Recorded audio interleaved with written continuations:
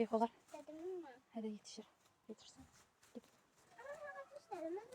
Ağacımın koşayım. Harda ki ağac? Ağac mən də vardı axı. Bilmirəm ki olamaz. Siz anam gilə gəlmişəm. Dedim ki bağdan fındıq yığım. Qızlar bu qədər yığdım maşallah yaxşı oldu. Amma 2 ağacım belə fındıqlı da. Bu əvvəl daha çox olurdu. İndi nəsə yaxşı deyil. Ona görə nəsə yenə də min bərəkət də yaxşıdır. Pis deyil. Burada qızlar qoz yığmışam. Qoz özü belə pisdir qızlar. Elə dərən kimi bax belə şey olur. İçini açırsan retiksi qəşəng olur da. Bir də görünür də. Mən gül sevirəm də, görünür gözəldir. Nəsə yanıbdı mı, nə olubdu? Uje qutarıb, açıb, soğub. Buna da xurmalarda hələ yetişmir. Yox, eləmə, yazıqdır. Səni bunda. Burada istirahət edirlər bunlar. Eləmə. Bu qılıcım.